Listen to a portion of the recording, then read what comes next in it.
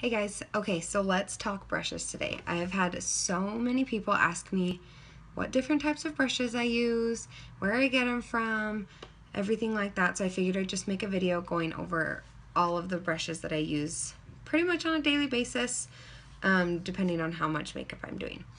So I'm just going to start from like how I would do my makeup and just talk about what brushes I use for each of that.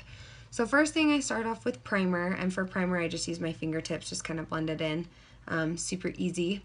And then I'll go in with a corrector underneath my eyes, and to blend that out I just use my fingertips as well. It's super easy, but you could also use something like this, just a tiny little domed brush that's a little bit more dense, and use that to kind of blend that out too. This one is a Real Techniques brush, and it's the Deluxe Crease brush. That's what it's called. And I'll write all of these down in the description bar too. Then next I use the Real Techniques Expert Face Brush for my foundation. So I like it because it's small, like you can see how short it is, but it's pretty dense, so it like blends in really nicely. And I like the shape of it this way too, because I'll also use it to go in and contour. So I blend it all over my face, and then if I'm doing a contour, I'll use it to blend out my contour as well. So I love this brush. Then I use my Real Techniques buffing brush. So it's a little less dense, a little bit fluffier, but still like short and has a bigger head. And I use it to do my bronzer. So I'll put like bronzer here, down my neck, on my forehead, and this brush is really good to buff that all out. The difference between these two brushes is, since this one's more dense, it's going to help you get more of a full coverage look with your foundation, whereas with this one, since it's a little less dense, it buffs it out even more, and you don't get as much coverage. So I like this when I want some more full coverage. I like the Expert Face Brush. Then I will use this brush. This is a Real Techniques stippling brush, and you can kind of see it's like more dense at the bottom, and then these longer like white hairs stick out from the top. So it's fluffier at the top, and I use this for my blush.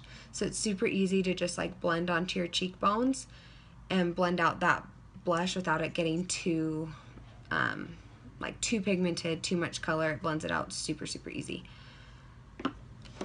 For concealer, just to apply my concealer, I'll use this. It's a Real Techniques pointed foundation brush, and I use it just to apply the concealer underneath my eyes, and then I'll go in with my damp beauty blender and use that to blend it out.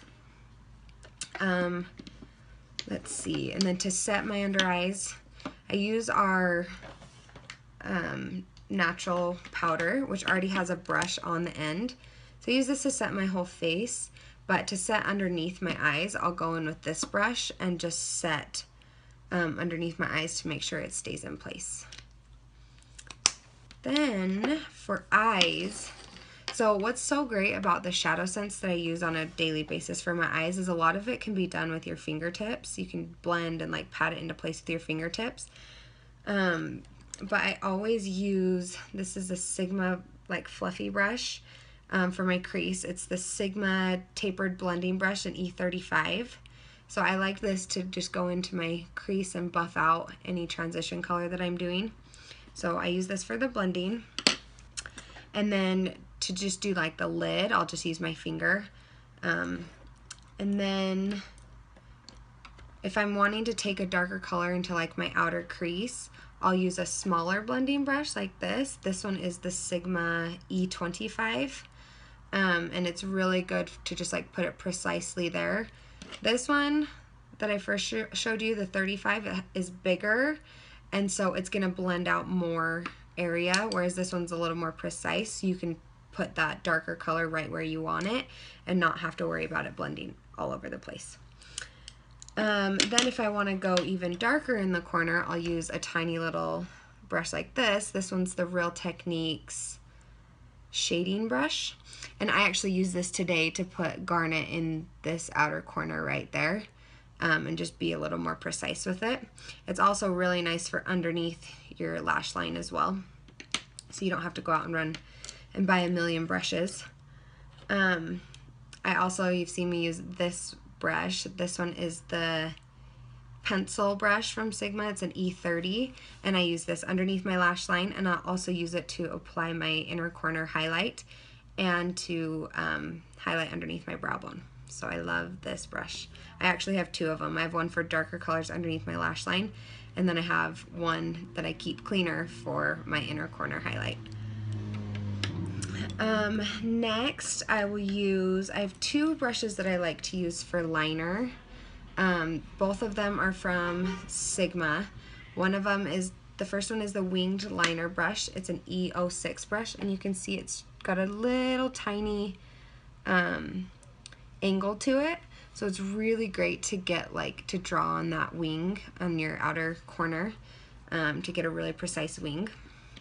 And then I've been liking it's Sigma small eyeliner E10. Yeah, E10 brush.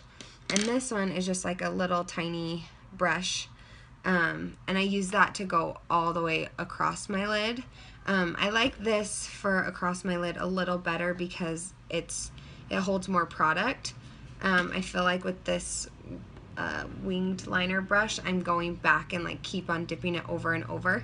So I mostly just use this for the wing, and then I'll use this to get the whole line across.